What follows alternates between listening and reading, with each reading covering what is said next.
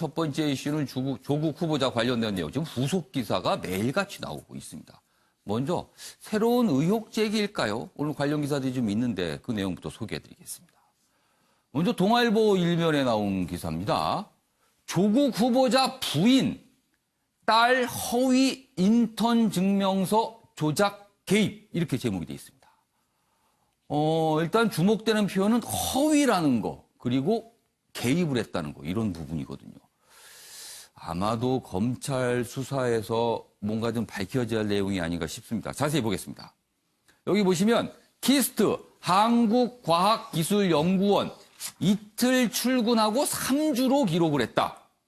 그리고요, 이 기록을 의전원 제출 자소서에 적었다. 이렇게 되는 겁니다. 뭔가 활용을 했다는 거죠. 그리고 부인이 동창인 박사의 발급 요청했다. 키스트 측은요, 공식 기록엔 조국 딸 없다. 그런데 뭔가 발급이 됐다는 거잖아요. 그럼 이게 어떻게 된 용무니까요? 이 부분에 대해서 해명과 조사가 좀 있어야 될 것 같습니다. 다음 기사 하나 더 보겠습니다. 역시 추가 의혹 제기입니다. 중앙일보 일면 기사군요. 조국 딸이 받은 동양대 총장상. 동양대는요, 조국 후보자 부인이 재직하고 있는 곳입니다. 근데 총장상을 받았어요. 그래서 이 부분이 또 논란이 되고 있는데, 그런데 중앙일보가 좀 더 취재를 통해서 확인해 보니까 이 총장, 이 대학의 총장은 준 적 없다고 합니다. 이것도 어떻게 된 영문입니까? 이거 역시 뭔가 더 해명과 조사가 있어야 될 것 같아요. 어느 부분이 누군가가 지금 거짓말을 그럼 하는 건지 사실관계 여부가 사실 중요하잖아요. 여기 보시면 부산대 의전원 합격 때 자소서에 기재했다. 검찰 조국 부인 연구실 압수수색. 대학 측에서는요. 1년 번호와 양식이 다르다. 뭐 이런 얘기가 나오고 있습니다. 일단 오늘 이 내용은 중앙일보에 나온 내용이기 때문에 좀 더 확인 과정 그리고 해명 과정이 있을 것으로 보입니다. 이런 상황에서 어제 자유한국당 조국 후보자가 기자간담회를 했던 그 장소에서 어제 반박, 뭐 설명이라고 할까요? 기자들과 상대로 반박 설명을 했습니다. 그 내용 보겠습니다. 전날이 어제고요. 그 전날 그제는요. 조국 후보자가 국회 본관의 246호실에서 기자간담회인데 그 당시에는 시작할 때 민주당, 더불어민주당 출입기자들만 와서 시작을 했어요. 어제는 자유한국당이 자유한국당 출입기자를 상대로 또 이렇게 설명했습니다. 그리고 질문도 받았고요. 국회에서 벌어지는 모습입니다. 내용 소개해드리겠습니다. 어제 그 자리에서 또 몇 가지 이전 의혹 제기가 있었어요. 뭐 공개를 한 거죠. 영어 잘해서 제일 저자가 됐다고 딸 고교 성적 보니까 영어가 4에서 8등급이더라.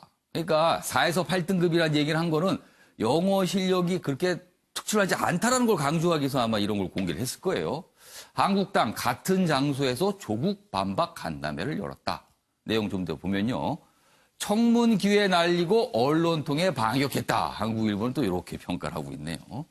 서울교육청. 그런데 이 성적 얘기를 어제 공개했거든, 성적에 대해서. 그러자 성적 유출, 경위 조사한다. 그리고 조국 후보자의 딸은요, 이 정보를 공개한 거, 이거 개인정보 공개한 거다. 그래서 고소장 이렇게 돼 있습니다. 문제를 삼은 거예요. 자, 그럼 여기서요. 어제 자유한국당의 기자간담회 내용 영상으로 확인해 보겠습니다.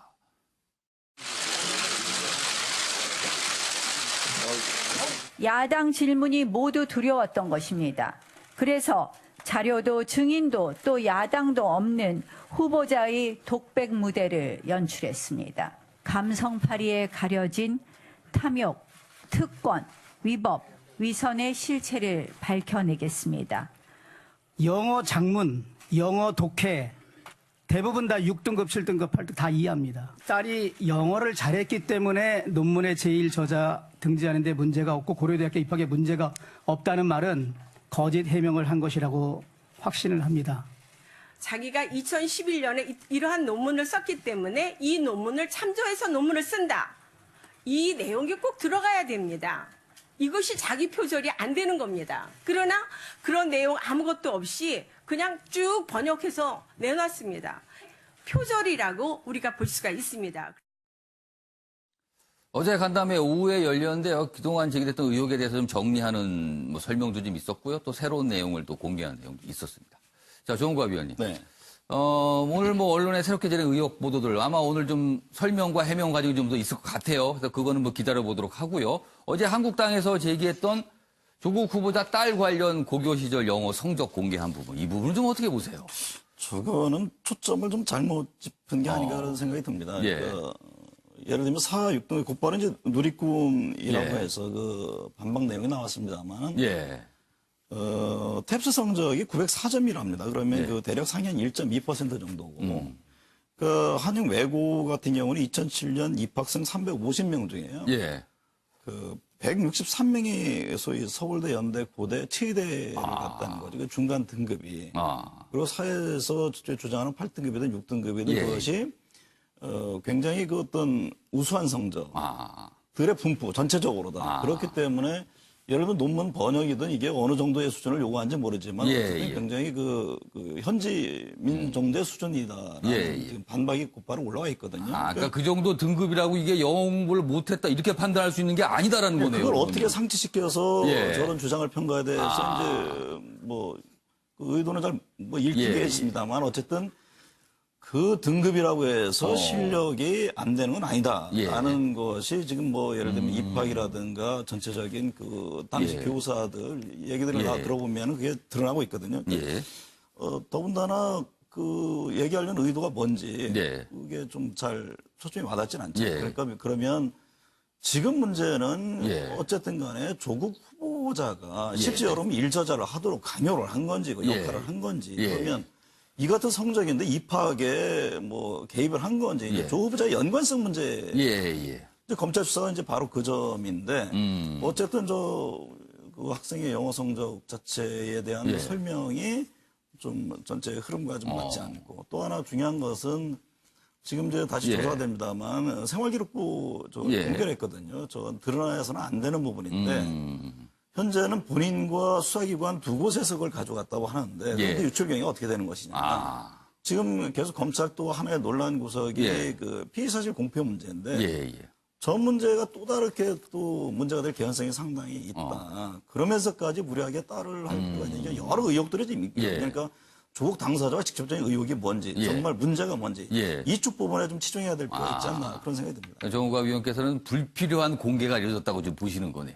자, 형우태 변호사. 지금 보면 조국 후보자 딸이 이제 문제를 삼았어요. 이제 고소장 이렇게 이제 한국일보는 제목에 달려 있는데 그럼 어떻게 될까요? 이게 좀 조사가 또 이루어지는 건가요, 그러면은? 결국은 이제 면책 특권 범위 안에 들어오냐 안 들어오냐 이제 이게 쟁점이 될 텐데요. 아마 예. 어제 처음에는 아마 상임위에서도 한 것 같습니다. 상임위는 기본적으로 이제 국회 활동을 봅니다. 예. 근데 또 이제 기자회견 예전에 보면 이제 그냥 기자회견 같은 경우는 아니로 봤는데 이제 온라인상에 올렸을 경우는 예. 문제 서는데 어제 거는 조금 약간 애매한 게 있어요. 기자회견이라 하기도 그렇고 국회 상임위도 아니고 그러니까 국회 활동 범위 안에 들어온지 안 들어오는지 이 부분이 제가 약간 보기엔 모호하다는 거네요. 이렇게 세모 제가 보기에 쟁점이 될 수 있을 것 같고요. 아마 그렇기 때문에 아마 제가 보기에 예. 뭐 보도 자료를 온라인 같은 데는 올리지 않았을 것 같고 그다음에 좀 문제가요. 예. 아마 좀 한계선이라는 게 있습니다. 지난번에 이제 그 묘지에 갔을 때도 그게 문제가 됐었는데요. 예. 근데 정서를 건드린 부분이 있는데 그러니까 사실은 뭐 일반적으로 그렇게까지 하지 않거든요. 이 부분도 제가 보기에는 일반 국민들이 받아들이기에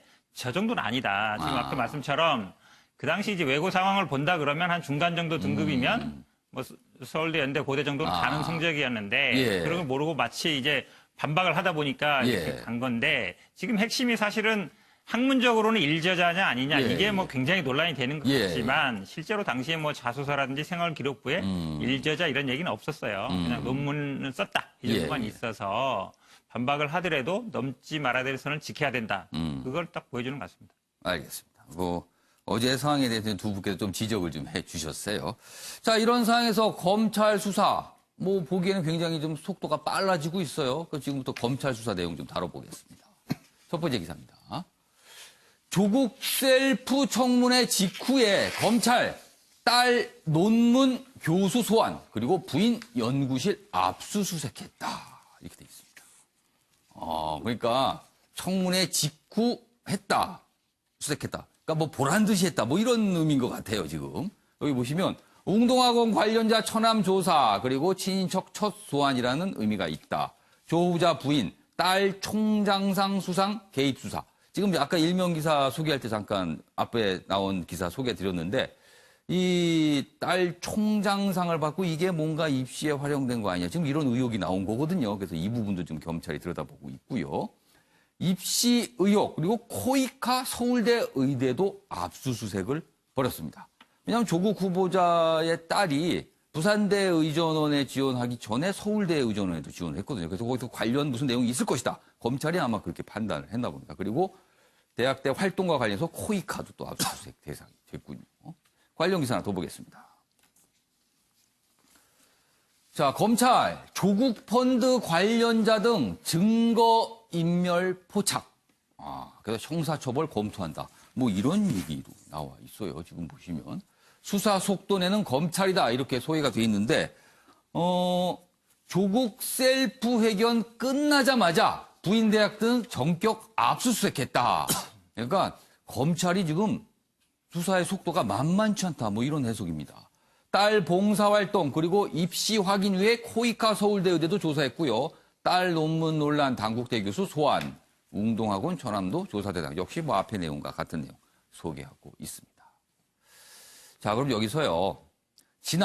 그제 조국 후보자 국회에서 기자간담회 때 이 검찰 수사 관련해서 한 얘기가 있는데 저희가 영상을 좀 묶었습니다. 보시죠. 청문회 과정에서 압수수색을 한 것에 대해서 저는 언급을 해서는 안 된다고 생각합니다.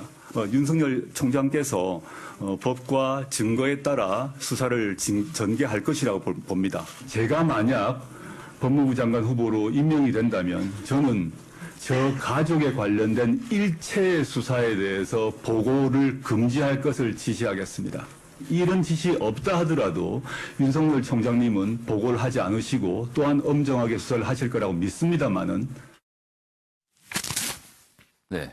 최영호 고문님. 네. 자, 지금 국회 분위기로 보면요. 사실 청문회 개최는 좀 어려워 보여요. 자, 문재인 대통령이 6일까지 청문 보고서를 다시 보내달라라고 요청했는데 지금 보면 뭐 국회는 뭐 합의가 안 되기 때문에 그 사이 청문회 열리기가 어렵다고 일단 판단이 됩니다. 모르겠습니다만 또 그 사이 열릴 수도 있습니다만 일단 무게는 그렇게 지금 두어지고 있어요. 그렇다면 장관 임명이 있을 텐데 그 사이에 또 속도는 검찰 수사는 속도가 내고 있어요. 그렇다면 결국에 조국 후보자를 둘러싼 여러 가지 의혹은 검찰 손에 달려 있는 건가요, 그럼? 그렇습니다. 뭐 지금 뭐 윤석열 검찰총장의 뭐 진짜 사람에게 충성하지 않는 그런 수사관을 가진 그런 검찰이 얼마만큼 공정하게 하느냐에 따라서 결론이 나야 되고요. 검찰이 어떤 결론을 내든지 일단은 뭐 정치권에서는 그걸 수용을 해야 됩니다. 또 그것을 갖다가 반박을 하고 이렇게 해서는 안 되고요. 사실상 지금 이 뭐 자유한국당 기자회견을 하는 것까지 이렇게 봤을 때는 청문회가 있었으면 얼마나 좋았을까. 그래서 서로 해명을 하는. 그러니까 이거는 100% 정치력의 부재입니다. 서로 협상을 해서 제도권 안으로 들어왔는데 저는 이런 생각까지 했어요. 저렇게 셀프 기자회견을 하면 사실 의혹으로 낙마한 후보들이 많지 않습니까? 그 사람들한테는 기회가 안 간 거죠. 그래서 그런 기회의 공평성이라든가 이제 선례를 남겼다면 이게 또 다시 돌아가는 부분인데 어떻게 하든지 뭐 청문회가 일어나서 일단 제도권적으로 얘기를 하고 결국 해답은 검찰에서의 수사로 끝나야 되는 부분이 있으니까 엄정한 수사가 이루어져야 된다고 생각을 합니다. 그러니까 정치적으로 풀 수 있고 뭔가 해소할 수 있는 부분인데 정치력이 부재가 되니까 청문회조차 못 열고 결국은 검찰 손에 달려있다. 이런 부분에 대한 아쉬움을 말씀하시는 거예요. 그럼요. 근데 우리나라의 정치가 막 이렇게 싸우다가는요. 꼭 사법부에 가서 의견을 물어요. 정치의 사법화. 이거 진짜 직무유기거든요. 정치권에서. 근데 매번 보면 스스로 그거다 갖다 주는 거 아닙니까? 갖다 주는 거 거기서 판단 내기를 하고 그 전까지는 진짜 뭐 선명성을 위한 건지 뭔지 모르지만 자기 주장만 하시잖아요. 그래서는 안 됩니다. 알겠습니다. 자, 이번에는 변환범 변호사에게 질문 좀 드릴게요. 지금 검찰 수사 보면 굉장히 속도가 좀 빠릅니다. 어떻게 보면은 좀 이례적일 수도 있을 정도로 압수수색도 범위도 넓어지는 것 같고요. 그리고 사실 서울대 의대를 압수수색한 거는 그 검찰 압수수색 있기 전날 조국 후보자가 기자들로부터 서울대 의전원 관련 질문을 받고 뭐 얘기를 했거든요. 그런 다음에 나온 거예요, 사실은. 서울대 의전원 얘기는요. 근데 바로 압수수색이 이루어졌어요. 이거는 어떻게 좀 봐야 될까요? 검찰에서도 당연히 그 국민에 대한 기자간담회 상황을 모니터를 했었을 것이고요. 그 와중에서 조국 후보자가 어떤 식의 답변을 하는지를 아마 면밀히 살펴봤을 겁니다.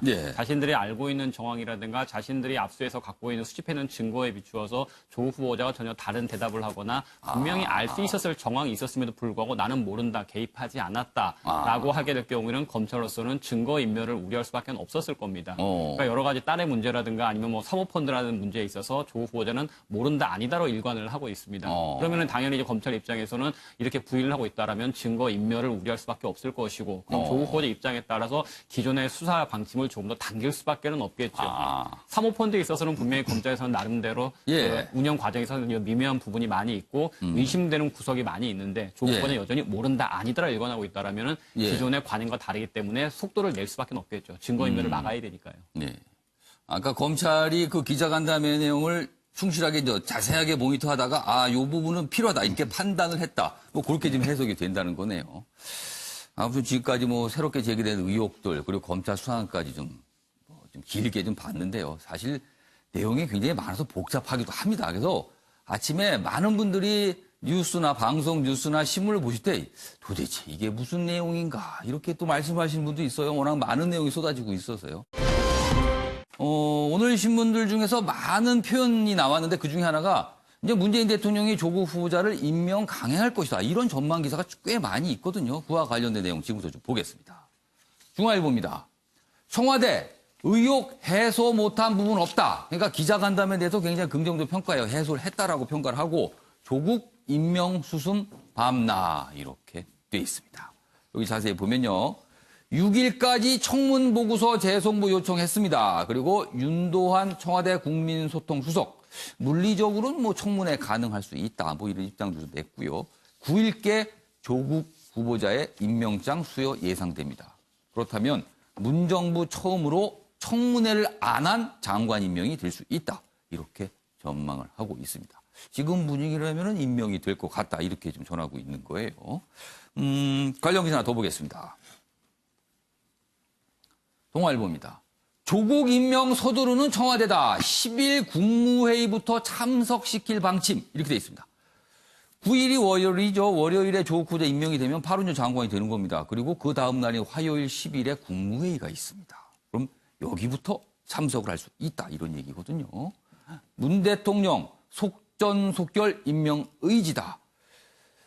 조국 청문회 안 거친 첫 법무장관 될 듯하다. 야권에서는 애당초 청문회 할 생각 없다. 뭐 이런 비판을 하고 있고요. 한국당 임명 강행 땐 중대 결심을 이 얘기 어제도 나왔습니다.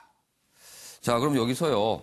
청와대 그리고 야당의 여러 가지 입장 발표가 있었는데 영상으로 확인해 보겠습니다. 문재인 대통령은 오늘 조국 법무부 장관 후보자와 한상혁 방송통신위원장 후보자 등 인사청문 대상자 6명에 대한 인사청문 경과 보고서의 재송부를 국회에 요청했습니다. 문 대통령은 오는 6일까지 보고서를 보내달라고 요청했습니다. 동남아 3개국을 순방 중인 문재인 대통령은 9월 6일 귀국해 이들 후보자들에 대한 임명 여부를 결정할 예정입니다. 여당과 청와대에게 다시 한번 요청합니다.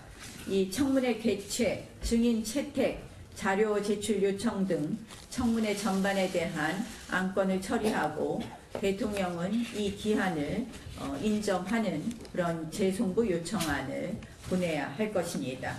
어제 대국민 변명쇼 하나로 청문회 보이콧하고 기어이 임명을 강행한다면 그 순간 우리 정치는 회복할 수 없는 경랑에 빠져들 것입니다.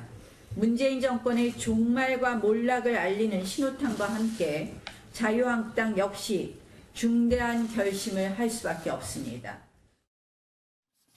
자, 청와대 발표 내용 그리고 자유한국당의 입장까지 연속해서 영상을 좀 확인해 봤는데요.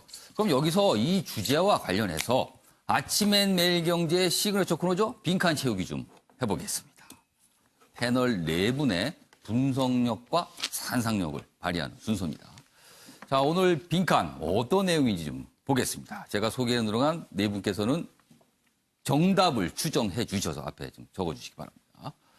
세계일보 기사 제목인데요. 조국 후보자가 낙마할 땐 무엇을 상실? 그러니까 청와대, 뭐 넓게 보면 여권이 이렇게 판단을 한다는 거예요. 무엇을 상실한다. 이 낙마가 무엇의 상실이다. 이렇게 해석을 하고 있다는 겁니다. 야당, 국민 반대해도 마이웨이 간다. 그러니까 임명 강행을 한다. 이 뜻을 또 뒤에서 설명했습니다. 요 부제 내용을 좀 더 제가 소개해드리면 아마 힌트가 좀 더 나오지 않을까 싶습니다. 조국 청문 보고서 재성부 요청 왜 했을까? 뭐 넓게 보면 임명 강행 의지를 왜 갖고 있을까? 뭐 이런 뜻도 될 것 같습니다. 강력 추진 검찰 개혁도 훼손될 수 있다는 판단. 그리고 청와대 간담회 통해 의혹 상당 부분 해소했다. 이렇게 평가했고요. 9일 임명 후 10일 국무회의 참석시킬 듯하다. 법조계 정치권 문 강행의 비판 목소리도 나오고 있고요. 뭐 인사청문회 놓고 막판 지금 뭔가 고심이 있다. 이런 얘기까지 나오고 있습니다. 강력 추진 검찰 개혁도 훼손될 수 있다는 판단. 이 부분이 좀 힌트가 될까요? 자, 그럼 제가 소개해드린 네 분께서 빠르게 답을 좀 적어주셨는데요. 한 분씩 확인해 보겠습니다. 먼저 조은갑 위원께서는 개혁 동력 또는 국정 동력. 그럼 이렇게 되네요. 낙마 땐 개혁 동력 상실. 이렇게 청와대가 판단하고 있다는 거네요. 어떤 이유에서 이렇게 적으셨습니까? 저는 뭐 국정 포괄적으로 보는 건 아니고요. 예. 그러니까 개혁 부분에서도 네. 구체적으로 보면 이제 검찰 개혁일 겁니다. 검찰 개혁 문제를 문재인 대통령은 여러 이제 국정 개혁 과정에서 상당히 이제 우선시하고 있습니다. 그러니까 그 문제만큼 반드시 이뤄야 되겠다는 그동안에 이제 검찰의 잘못된 부분들 이걸 고쳐야지만 국가 발전에 어떻게 된다라는 확고한 의지를 갖고 있는 것으로 이해됩니다. 만약에 조국 수석이 그동안에 이제 뭐 검찰 개혁, 사법 개혁을 주도적으로 끌고 왔는데 이 순간에 낙마했을 경우에는 뭐 전체 국정 개혁 문제가 아니라 그 어떤 검찰 개혁에 대한 동력이 상실될 개연성이 상당히 크다. 저는 그 점을 우려한다고 봅니다. 지금 상황을 보더라도 저는 예를 들면 윤석열 검찰이 수사를 들어오지 않고 예를 들면 국회 일정대로 청문회를 과정을 거쳤다라면 저는 조국 후보자가 잦은 사퇴의 길도 있었을 것으로 있을 수 있다라고 생각을 합니다. 다만 느닷없이 검찰이 들어왔다는 거죠. 그러면 이것은 뭐냐면 검찰이 청와대에 사인을 준 거죠. 조국만큼 받지 못하겠다. 이건 하나의 이제 개혁을 둘러싼 충돌인 겁니다. 그렇기 때문에 임명수순에 있어서 청와대로서도 물러설 수 없는 상황이 된 것이고 그런 만큼 구체적으로 검찰 개혁 문제에 대해서 조국을 통해서 갈 수밖에 없다. 나는 좀 더 확고한 의지를 갖고 있다라고 저는 이해를 합니다. 그렇다면은 청와대와 검찰의 충돌 상황으로 지금 볼 수도 있다는 말씀이시네요. 당연히 그런 시각 부분이 있죠. 그렇기 때문에 검찰은 어떤 정치적 고려 없이 물증을 통해서 조국 후보자 관련 여러 의혹들에 대해서 입증을 할 굉장히 중요한 상황이 된 것이고 그것이 안 된다면 저는 윤석열과 조국이 같이 외나무 다리에서 저는 둘 중 어느 한쪽에서는 어쨌든 치명상을 입히든 물증을 통해서 그 입증을 하든 그런 과정이 수반될 수밖에 없다. 저는 그런 판단을 합니다. 조국 후보자와 윤석열 검찰총장이 외나무 다리에서 서 있다. 이런 비유까지 좀 해주셨어요. 일종의 이제 개혁을 놓고 하는 겁니다. 개혁을 놓고 집약적으로 상징하면 바로 그 부분이기 때문에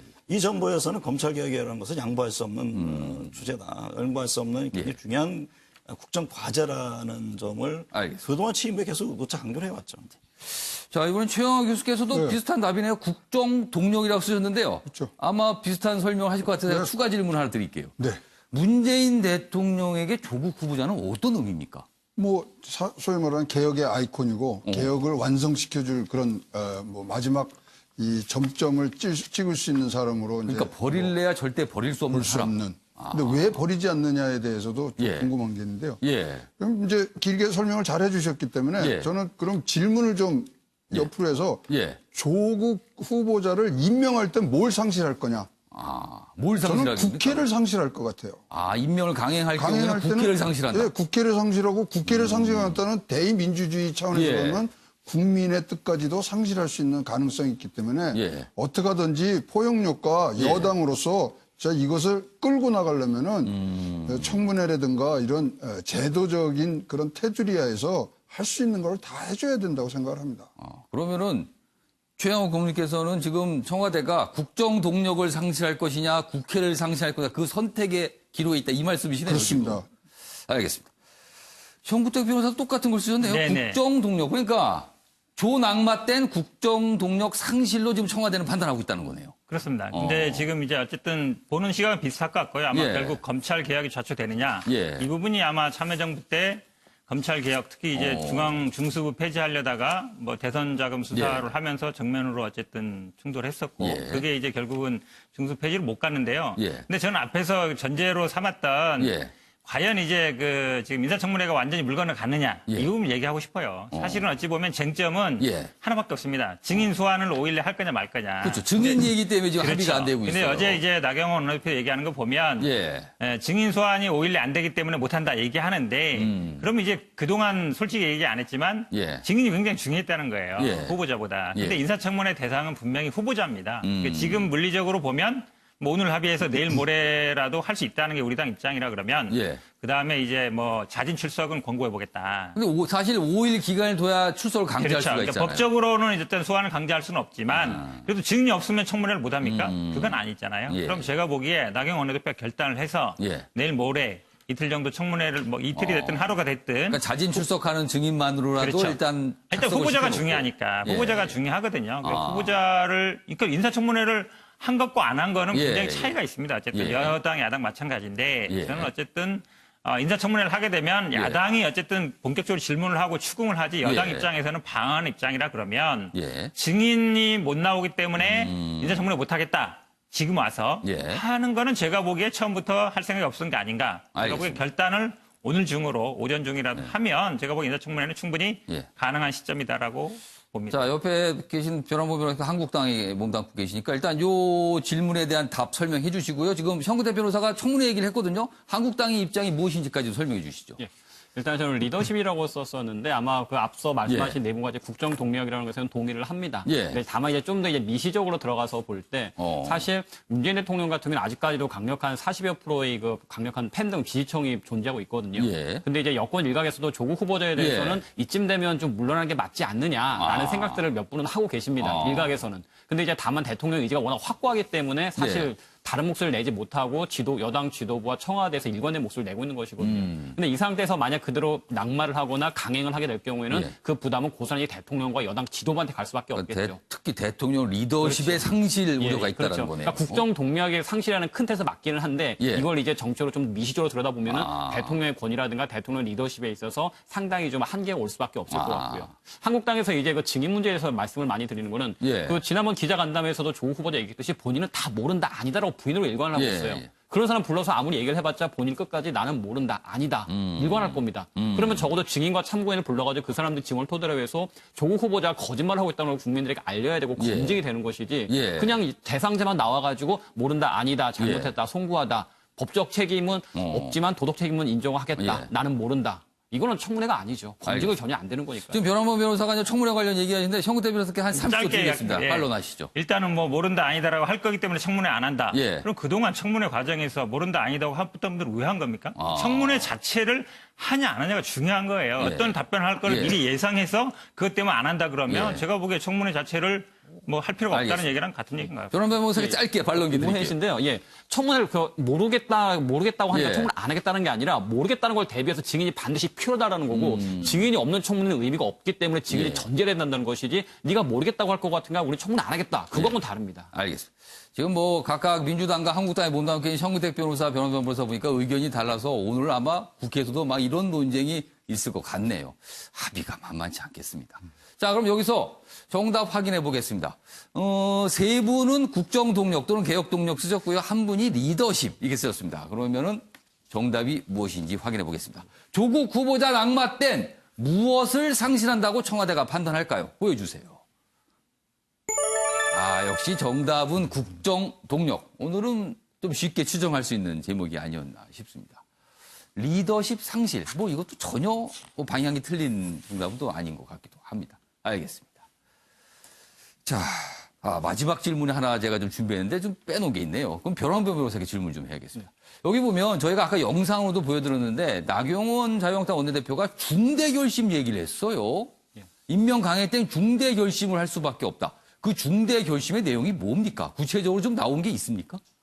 이제 뭐 나경원 원내대표의 생각을 좀 들어보기는 해야 되는데 조국 후보자 임명 강행 관련해서 한국당의 공식적인 입장은 조국 후보자는 사퇴를 하고 문재인 대통령께서는 사죄하라라는 오딩이었습니다. 근데 지금 봐선 그게 그렇게 안 될 것 같아요. 사퇴와 사죄를 요구하고 있는 것이 이제 한국당의 공식적인 입장이었었는데 이제 국민들의 이제 과반수가 넘는 목소리라든가 아니면 청문회 과정에서도 기자 간담회 과정에서 조국 후보자 본인 모습을 볼 때도 전혀 대통령이 일방적으로 독주를 감행하고 인사권을 남용한다고 한다면 단순히 사죄를 넘어서 대통령에서 좀 더 어떤 정책 책임을 요구해야 되지 않겠느냐라는 생각을 좀 하고 계신 게 아닌가 싶습니다. 물론 확인된 건 책임을 아니지만 요구한다. 제가 볼 땐 중대 결심이라고 한다면 그 정도. 보통 의원들이 중대 결심을 한다면 스스로의 거취 문제라든가 상대방의 거취 내지는 정책 책임을 거론하는 것을 말하기 때문에 나경원 원내대표가 중대한 결심을 하겠다라는 것. 근데 그 전에 국회는 지키면서 행동을 하겠다는 걸 봤을 때 자신의 거취는 아닌 것 같고 그렇게 된다면 대통령에 대해서 사죄를 넘어서는 정치적 책임을 묻겠다라는 게 대통령을 향한 어떤 새로운 주장이 될 수도 있겠네요. 그렇지 않을까 싶습니다.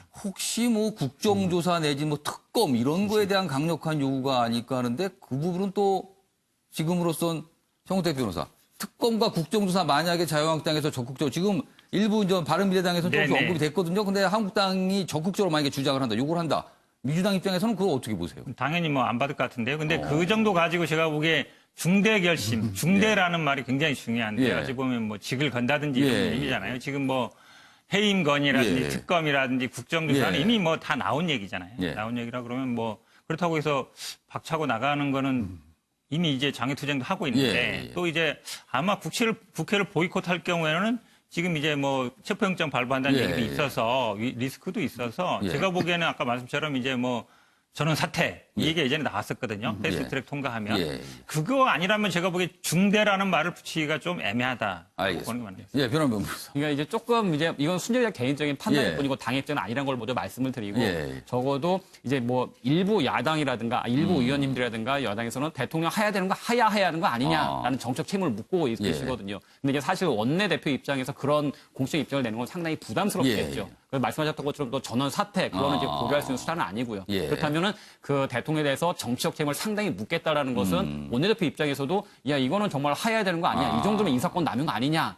라는 정도의 한번 좀 강한 강력한 주장 게 아닌가. 뭐 이런 게 있을 수 있다. 그런 걸 가지고 예를 들어 요구를 상대방한테 요구하는 걸 내가 중대 결심했다 이렇게 얘기하나요? 왜냐하면 이 얘기는 지난번에 뭐 퇴진 얘기라는 이런 얘기는 집회에서도 나왔던 얘기거든요. 알겠습니다. 뭐 본인이 아직은. 뭔가 거치 문제가 아니라면 중대하게 결심한다. 라고 얘기하기는 좀 곤란한 것 같아요. 이 지금 조국 후보자 둘러싼 여러 가지 이제 공방 지금 결정될 게 꽤 많습니다. 청문회를 과연 열릴 것이냐 말 것이냐 그리고 문재인 대통령이 임명을 강행할 것이냐 말 것이냐 그 이후에 중대 결심이 과연 무엇일 것이냐 뭐 시간이 지나면 다 무엇인지 나타날 것 같습니다. 기다려 보겠습니다. 자 이번에는요 일본과 관련된 얘기 좀 해보겠습니다. 일본 자꾸 우리를 불편하게 하고 있습니다. 지금요 기사 보겠습니다. 서울신문 기사입니다. 한국인을 노리고 있다. 한국인을 노리고 있다. 주일 한국 대사관에 총알이 든 협박 편지가 배달됐습니다. 협박입니다. 그리고 총알이 들어있어요. 소총 열어짓다. 한국인은 일본에서 나가라. 한국인 노리고 있다. 이런 글과 함께 총탄이 배달이 된 겁니다. 외교부는요. 여행주의보 성격 안전공지를 발령했습니다. 지금 일본에 나가 있는 우리 대사관에 이런 게 배달이 되고 있군요. 그리고요. 지금 또 다른 논란은 우길기 관련해서 우길기. 이게 좀 꽤 논란이에요. 도쿄올림픽을 앞두고 우길기가 논란이다. 그 내용 좀 보겠습니다. 여기 화면에 준비했습니다. 내년입니다. 도쿄올림픽 2020년. 도쿄올림픽 조직위원회. 우리 한국의 한 언론이 이 조직위원회한테 질문을 했어요. 우길기 관련해서. 그랬더니 이런 답이 나옵니다. 우길기는 일본에서 광범위하게 사용되고 있다. 올림픽 때 응원할 때 막을 이유가 없다. 그럼 뭡니까? 올림픽 때 응원할 때 일본 관련해서는 우길기가 등장을 하는 거예요. 그걸 우리는 계속 지켜봐야 됩니다. 예를 들어서 한국 선수와 일본 선수가 격돌을 할 때 저쪽 일본 응원팀에서 우길기를 흔드는 겁니다. 우길기 응원 허용한다는 입장을 냈습니다. 다음 화면입니다. 우길기는 정치적 의미 담지 않아 금지 품목으로 간주 안 한다. 이렇게 얘기를 합니다. 이것도 문제가 있습니다. 사실은요, 2차 세계대전 당시에 우길기와 나치 깃발 같이 있는 사진도 꽤 많이 공개됐거든요. 그만큼 우리에게는 전범으로 인식이 되는 깃발입니다. 이 깃발 자체가요. 그런데 이걸 올림픽, 평화를 상징하는, 화해를 상징하는 올림픽 때 쓰게 하겠다는 겁니다. 우리로서는 당연히 반발할 수가 없습니다. 반발할 수밖에 없죠, 지금. 다음 화면 보세요. 자, 대한체육회. 경기장의 우길기 반입 금지 요구. 도쿄올림픽 조직위가 확답 피했다. 말을 안 하는군요. 그리고요. 2020년 문화체육관광위원회입니다. 2020년 도쿄올림픽 그리고 패럴림픽 우길기 경기장 반입 금지 촉구 결의안 의결. 이렇게 좀 입장이 나오고 있고요. 다음 화면 또 봐주시죠. 외교부입니다. 우길기는 군국주의의 상징이다. 내년 도쿄올림픽에서 사용되지 않도록 노력할 것이다. 이렇게 외교부가 입장을 밝혔습니다. 자, 지금 일본에 있는 우리 대사관에 총탄이 배달된 부분 그리고 우길 관련된 연수까지 봤거든요. 이와 관련해서 외교부 입장이 좀 있습니다. 영상으로 확인해 보겠습니다.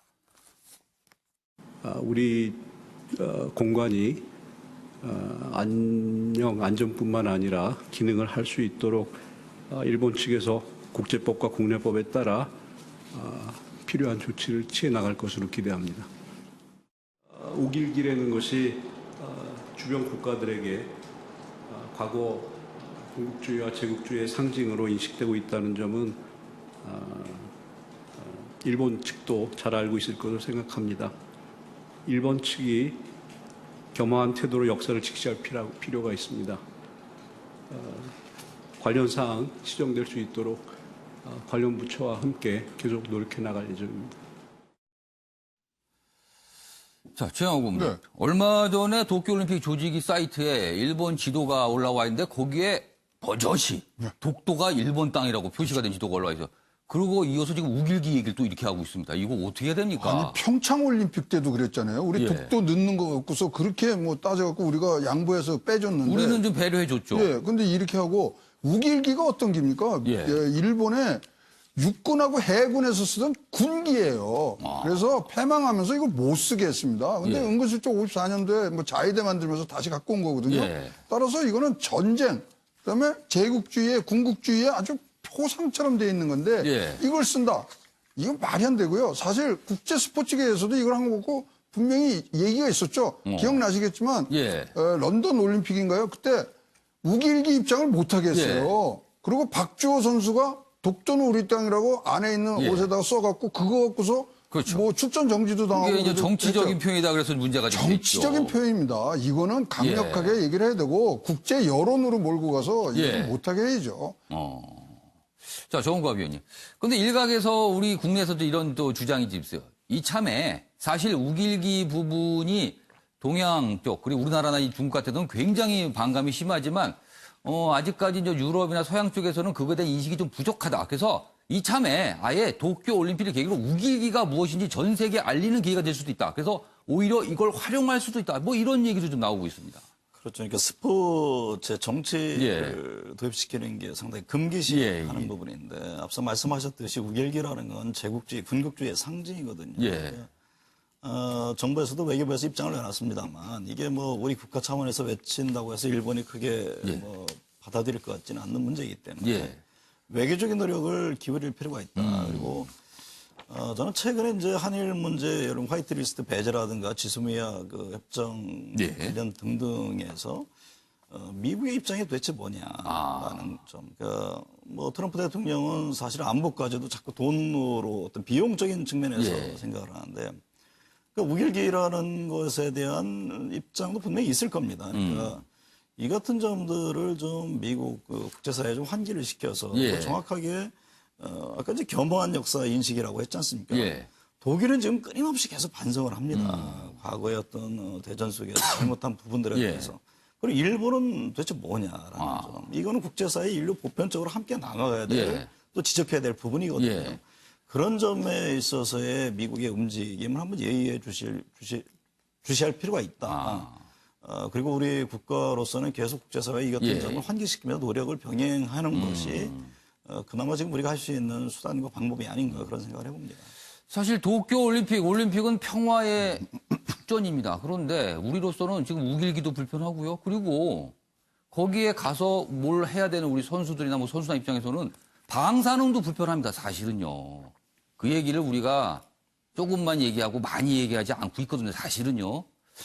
일본 이런 거 알고 있습니까? 배려하고 있다는 거. 참 답답합니다. 안타까운 얘기입니다. 우리 사회의 안타까운 얘기. 서울신문입니다. 노모 그리고 장애인형 간병에 지쳐서 동생은 모든 것을 놔버렸나. 이렇게 제목이 되어 있습니다. 80대 어머니 그리고 지체 장애가 있는 형을 살해한 혐의를 받고 있습니다. 그런데 그 50대 동생이 한강에서 숨진 채 발견됐어요. 이런 비극이 있습니까? 동생이 가족 동시에 돌보다 다치기도 했고요. 이웃들은 최근에 일마저 끊겨서 힘들어했다. 스트레스 못 견딘 간병살인 가능성이 있는 것 아니냐. 뭐 이런 얘기가 좀 나오고 있습니다. 기사 내용이 뭐 자세히 소개되어 있지만 이 제목으로 충분히 지금 어떤 상황인지 설명이 되는 것 같습니다. 자, 그럼 여기서요. 뭐 이웃 그리고 경찰들이 이와 관련해서 한 얘기가 있는데 저희가 영상으로 묶었습니다. 보겠습니다. 이 더운 날씨에 5, 6월에 잠바 입고요 공원에 나가면 계속 하루 종일 배회하고 한강변에서 한 10m 정도 떨어져 있었어요. 한강수찰대 협조를 구해서 같이 동승해서 수색 중에 발견합니다. 정우택 변호사, 사실 이런 일이 이번이 처음이 아니잖아요. 이런 일이 좀 반복되고 나타나고 있습니다. 이런 어려움에 처하신 분들. 결국엔 지금 노모와 몸이 불편한 형, 그리고 그 노모와 형을 돌보던 동생 다 숨진 겁니다. 지금요. 이거 어떻게 해야 될까요?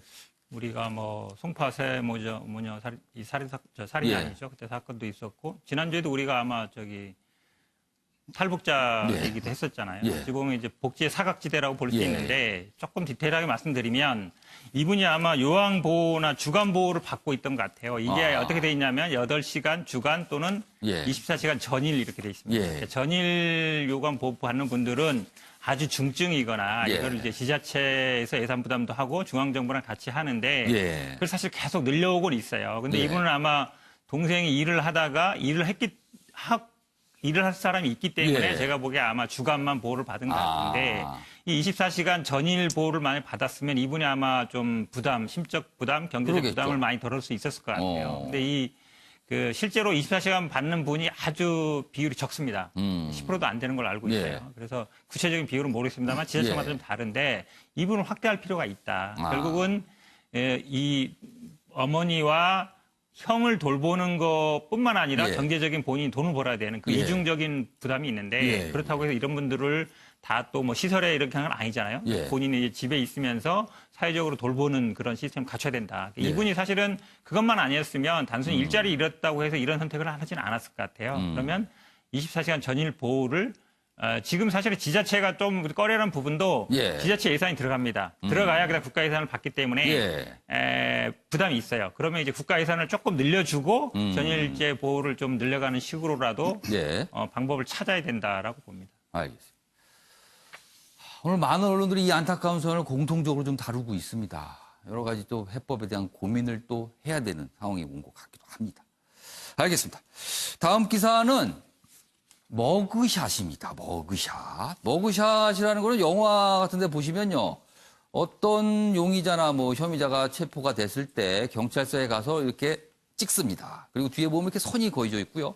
신원을 확인하는 사진이 되겠죠. 그걸 머그샷이라고 하는데 그 얘기가 있군요. 여기 보시죠.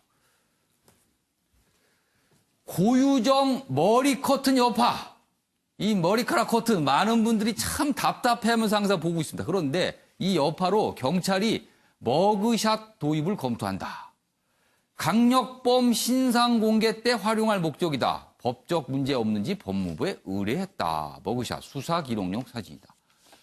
신상 공개를 했는데 고유정 얼굴을 볼 수가 없습니다. 저렇게 지금 화면 나가죠?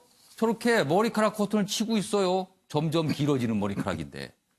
그래서 그 답답함, 경찰이 여론이 좀 들끓고 있으면 경찰이 이런 걸 검토하겠다. 이런 사진 공개하겠다. 뭐 그런 얘기인 거거든요.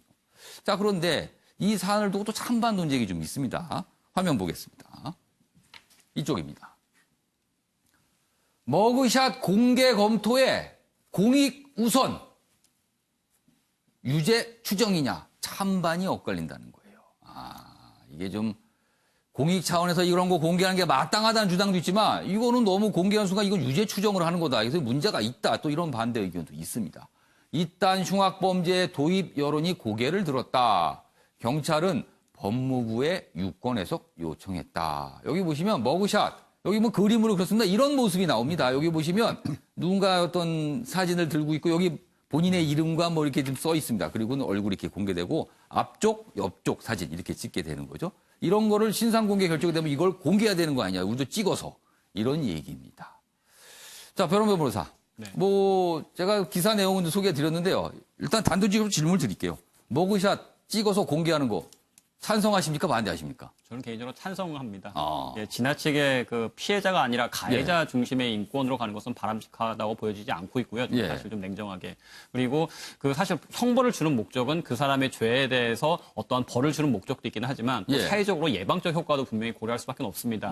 죄를 범할 경우는 이런 형벌이 따르게 되고 이러한 사회적으로 비난을 받게 되기 때문에 죄를 범해서는 안 된다라는 예방적 효과도 고려를 해야 되거든요. 그냥 단순히 그냥 무슨 고모 씨 그렇게 이름이 나오고 또한 그냥 어떤 사진 노출되기보다는 공식적으로 죄를 범했을 경우에는 그것이 아무리 우발적이라 할지라도 이렇게 사회적으로 큰 비난을 당할 수밖에 없기 때문에 예방을 해야 된다라는 목적을 강조한다면 어느 정도 중범죄 이상에 대해서는 충분히 이제 좀 가해자 인권에서는 조금 우리가 좀 후퇴하는 것이 낫지 않느냐. 좀 사회 예방, 범죄 예방적 효과를 보여야 되지 않느냐. 저는 좀 그렇게 생각합니다. 그래서 좀 공개할 필요가 있다라고 보시는 거고요. 최하 고문께서는 어떻게 보세요? 저는요, 이 문제 사실 우리가 검찰청에 출두할 때 포토라인들 쓰시잖아요.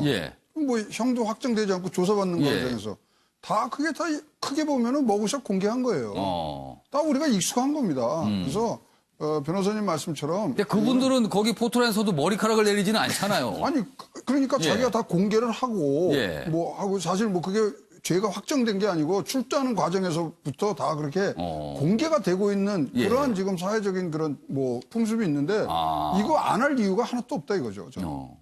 그래서 범죄의 예방, 아까 뭐 좋은 말씀 많이 해주셨는데 그런 차원에서도 꼭 해야 된다고 생각합니다. 혹시 뭐 다른 분께서 혹시 좀 반대하는 의견 갖고 계시나요? 반대는 아닙니다. 반대 찬성인데요. 정대 변호사 정은갑 의원 차례대로 들어보겠습니다. 말씀처럼 사실은 근데 포토라인에 설 거냐 말 거냐 기준이 없어요. 그건 이제 검찰이나 경찰이 그냥 공개하겠다면 공개하는 거고 안 하겠다면 안 한 겁니다. 그래서 그것도 좀 논란이죠. 그렇죠. 왜냐하면 누구는 하고 누구는 비공개 소환하냐 항상 이런 얘기가 나오거든요. 그럴 바에는 차라리 이렇게 물론 기준을 세워서 하는 게 낫다. 근데 이제 지금 보니까 지금 유권 해석을 요청했다 그러는데 지금 법에는 뭐 공개할 수 있다라고만 있지만 시행령이나 이런 건 없어요. 그러면 이제 심의위원회에서 하고 있어서 제가 보기에 차라리 유권 해석을 하더라도 현재 상태에서는 답변을 하기 어렵습니다. 그러면 차라리 먹어서 이렇게 공개할 수 있다. 시행령에 이렇게 제도적으로 만들어야지 저거를 현재 상태에서 그냥 하기는 왜냐하면 기존에 하던 방식을 변경하는 거기 때문에 현재 상태에서 현행 법령에서 그냥 하기는 쉽지 않다. 그럼 차라리 뭐 규정을 만드는 게 나은 것 같고요. 지금 뭐 눈에 얘기하지만 미국 같은 경우도 하고 있고 우리나라 아마 심의위원회가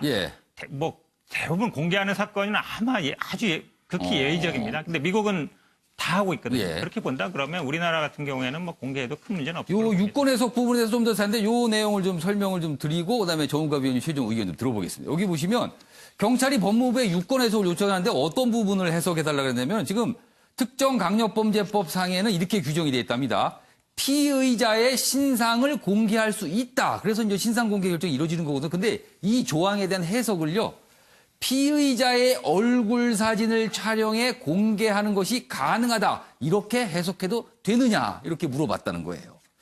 자, 정은갑 의원께서는 어떻게 보십니까, 지금 이 상황? 저는 그 새로운 도입에 대한 신중해야 된다고 봅니다. 방금 얘기했듯이 어쨌든 간에 그 신상 공개에 대해서 그 회의를 통해서 이걸 할 건지 말 건지 결정을 하거든요. 그 공간에서 그러면 얼굴을 방금 유권 해석을 했듯이 그 정도로 이 문제를 풀어가야죠. 그러니까 이게 사실은 무죄 추정의 원칙이라는 게 있습니다. 그러니까 나중에 그렇게 공개가 됐는데 초기에 무죄가 됐을 경우에 인권 침해 요소가 상당히 있는 거거든요. 그러니까 그 같은 점들이 그러니까 상당히 부작용적인 측면들도 굉장히 많이 있기 때문에 인권 관련된 문제는 저는 굉장히 신중하게 할 필요가 있다. 특히 이제 우리는 어떤 뭐 죄의 어떤 사법부의 판단 이전에 그 여론 재판 또 언론에서 이미 뭐 공개를 하면서 그 판결을 내리는 경우가 있습니다. 언론 판결인 거죠, 소위. 그러니까 그것이 근데 사실과는 다른 부분들이 굉장히 많거든요.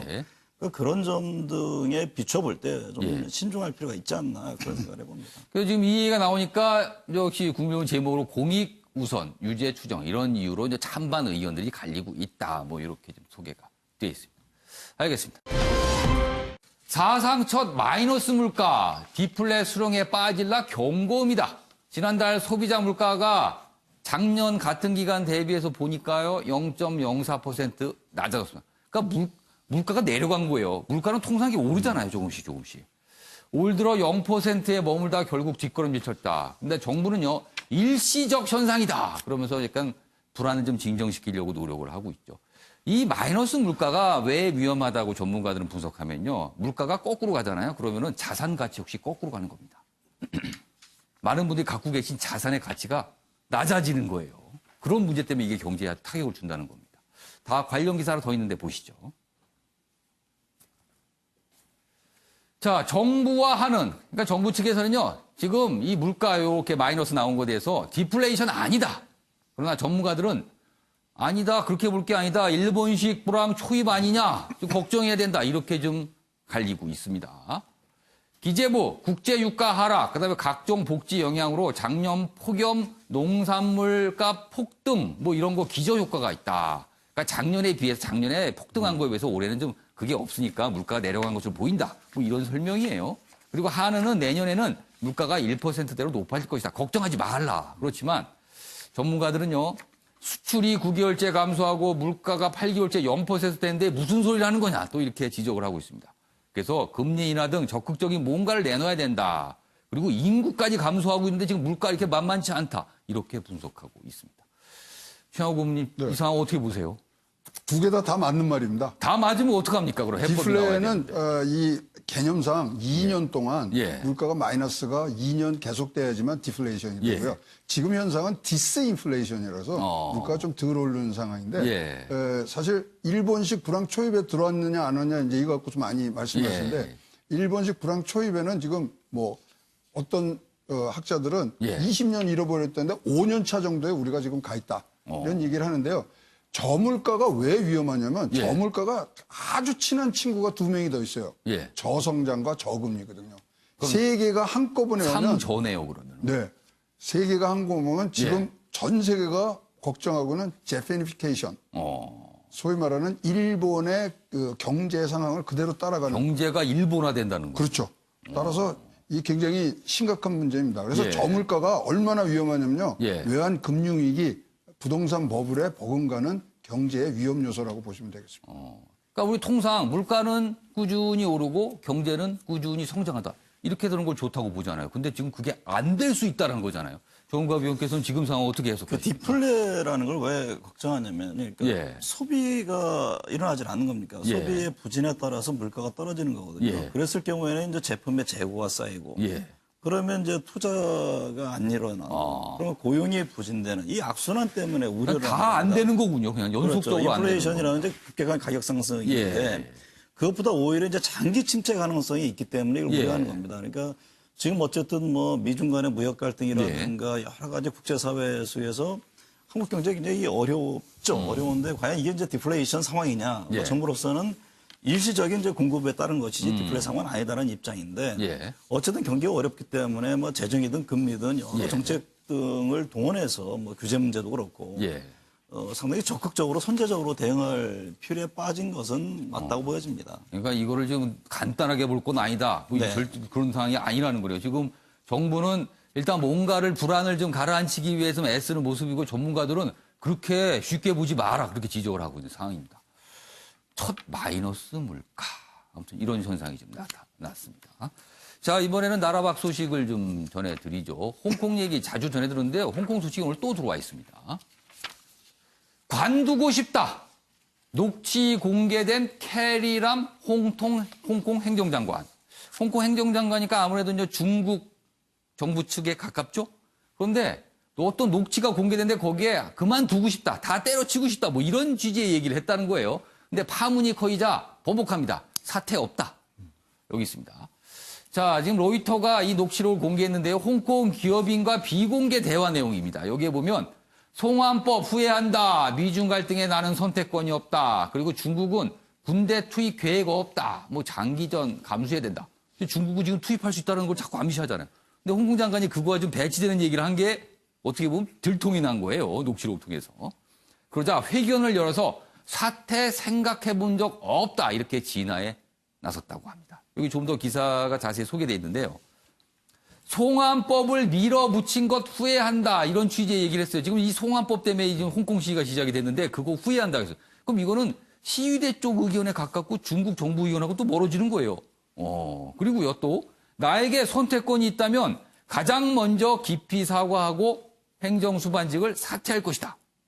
근데 이거 사퇴하는 거 중국 정부가 싫어할 거 아닙니까? 그러니까 또 번복을 했어요. 그래서 지금 파문이 커지고 있다. 이런 얘기입니다. 자, 그럼 여기서요. 실제 어떤 얘기를 한 건지 그 녹취록 내용 들어보겠습니다. The choice, the first thing is to quit. Having made a deep apology is to step down. I have not been on the streets, not in the shopping malls, can't go to a hair salon, can't do anything because my whereabouts will be spread around the social media. 我而家面對好大嘅困難，但係我都多次係公開強調咧，我仍然有呢個承擔同埋有呢個熱誠咧，繼續我喺任內嘅工作。 네, 형욱사 변호사. 아무래도 이제 편한 자리에서 편하게 진짜 그렇죠. 속내를 얘기했는데 네. 이게 공개되면서 지금 아주 파문이 커졌어요. 중국 정부 입장에서는 무슨 이런 소리를 해서 이렇게 또 나올 것도 해요, 지금. 그러니까 어떤 경위로 공개됐냐도 중요합니다. 이게, 예. 이게 기업인들과의 대화에서 공개했다는 것인데 예. 결국은 아마 홍콩에 있는 기업들이 대부분 이제 아시아 본부라든지 뭐 금융권이 되게 많거든요. 이런 분들이 보기에도 예. 이건 아니다라고 보는 것 같아요. 그러니까 중국이 이렇게 개입해서는 본인들 생각에도 이게 그동안 어쨌든 쌓아왔던 명성이라든지 아니면 아시아의 금융 허브로서의 역할이 무너질 수 있다. 이렇게 생각하는 것 같아서 아마 저는 공개했다고 보고요. 예. 결정적으로는 아마 이분 얘기 중에는 나는 결정권이 없다는 거죠. 결국은 중국 당국에서 결정하는 부분이다. 근데 저는 주의 깊게 본 게요. 예. 인민해방군이 계속 주둔한다, 뭐 투입한다 이런 얘기 있었는데 예. 그런 계획이 없다. 한마디로 얘기하면 위험용이다. 그러니까 군출이 실제 안 될 거다는 취지의 그렇죠. 얘기였어요. 이 부분이 제가 보기에는 아마 그 주택에 아마 그 주는 메시지가 있는 것 같아요. 왜냐하면 중국 정부 지금 입장에서는 화들짝 놀랐겠는데요. 그렇죠. 시나 이런 분들이 예. 굉장히 그 부분에 대한 위협감이 있거든요. 실제로 전 세계 국민들이 걱정하는 것도 그렇고. 예. 근데 이 부분이 제가 보기에는 아마 큰 메시지가 될 수 있을 것 같은 생각이 듭니다. 알겠습니다. 자, 마지막 기사가 될 것 같습니다. 오늘 뭐 좀 눈길을 잡은 기사가 있어서 소개해드리겠습니다. 동아일보입니다. 엄마 차를 몰래 운전한 9세, 9살이 운전대를 잡았다가 사고가 났어요. 주차된 차량 세대를 쾅쾅쾅 사고를 낸 겁니다. 어머니께서 그 차량에 키를 꽂아둔데 잠시 자리를 비웠는데 그 사이에 이 9세 아이가 그거를 키고 운전을 한 거예요. 그러면서 사고를 냈는데 뭐 좀 여기 설명이 돼 있는데 경찰서 관계자입니다. 인명피해가 없었고 다행히 인명피해는 없었어요. 자동차만 좀 파손이 됐는데 부모가 피해 차량 소유자들과 합의하겠다고 했기 때문에 합의가 이루어지면 별도의 이권 절차 없이 사건을 내사 종결할 예정이다. 이렇게 돼 있어요. 그런데 이 글에 제가 이 달린 댓글 보니까요. 변호범 변호사. 네. 그럼 엄마는 책임이 없는 것이냐 뭐 이런 걸 묻는 질문이 좀 있더군요. 이거 어떻게 됩니까 법적으로? 형사 책임을 물을 수는 없을 것으로 보여지고요. 이제 형사 뭐 미성년자이기 때문에 예. 아마 형사는 될 줄 알고 다만 민사적으로 반드시 책임을 져야 됩니다. 네. 그 민사는 이거 아마 보험이나 이렇게 처리 되겠죠. 그렇죠. 뭐 책임 무능력자라. 그런데 그 어머니의 주의 의무를 다하지 못한 부분에 대해서 그렇죠. 뭐 어떤 문제가 예. 없는 거냐는 예. 거죠. 그 어머니로서는 어쨌든 그러니까 책임 무능력자라 가지고 이제 책임을 상당히 제한되는 아이가에게 두면서 그 아이가 예. 차를 운전할 수 있는 상태로 뒀기 때문에 예. 관리상의 그 주의 의무가 있고 또한 아동을 제대로 교육하지 못한 그런 책임들이 있기 때문에 예. 어머니에 있어서 민사상 책임은 절대 피할 수는 없기 때문에 예. 뭐 소송 들어가기 전에 빨리 합의를 해서 원만히 마무리하시는 게 좋지. 그냥 소송 민사 들어가더라도. 정도로 합의하면 끝나는 상황이 되는 건가요? 예, 이런 그렇죠. 경우는. 책임은 무조건 질 수밖에 없으니까요. 아무튼 천만다행으로 그래서 사람은 다치지 않았기 때문에 뭐 물건 다치는 거야. 그건 다시 뭐 만들면 되지 않습니까? 천만다행입니다. 자, 이번엔 사진 속에 담긴 사연을 들어보는 순서입니다. 김유진 아나운서의 이슈컷 보시죠. 이슈들을 사진으로 살펴보는 시간 이슈컷입니다. 첫 번째 이슈 태그는 종이 헬멧입니다. 멕시코의 한 초등학교 교실 풍경인데요. 학생들이 머리에 쓰고 있는 것, 상자 맞습니다. 담임교사가 커닝을 막기 위해 고안한 방법인데요. 근 학생들도 이에 동의했다고 했지만 학부모들은 아동학대라며 반발했습니다. 모든 아이들을 잠재적 커닝 범죄자 취급을 해서 모멸감을 줬다는 거죠. 교육 방식에 정답은 없겠지만 더 좋은 방법은 없었을까요? 두 번째 이슈 태그는 제이미 올리버입니다. 전 세계에 스타 셰프 돌풍을 일으킨 영국의 제이미 올리버. 최근 그의 레스토랑 사업이 파산했다는 소식입니다. 요즘엔 영국에서도 거한 외식보단 테이크아웃을 해서 집에서 혼밥하는 것이 트렌드라고 하는데요. 현지 언론들은 그가 이런 흐름을 읽지 못한 게 실패 원인이라고 분석했습니다. 마지막 이슈 태그는 사이다입니다. 인천 앞바다에 높이 5m의 사이다가 뜬다면 월미 바다열차 개통을 앞두고 인천시가 관광객 유치를 위해 조형물 설치를 추진하고 있는데요. 인천은 여러모로 사이다와 인연이 깊습니다. 국내에서 처음으로 사이다가 출시된 곳이 바로 인천. 또 코미디언 고 서영춘 씨의 사이다송에도 인천 앞바다가 등장하죠. 하지만 선박운항에 지장을 줄 수 있어서 실제 설치는 어려울 거란 지적입니다. 지금까지 김유진의 이슈컷이었습니다. 사이다병 모양물. 저거 설치되면 논란이 꽤 있을 것 같네요. 찬반 논란 붙을 것 같습니다. 알겠습니다. 아침의 매일경제 오늘은 여기까지입니다. 시청해주신 여러분 고맙습니다.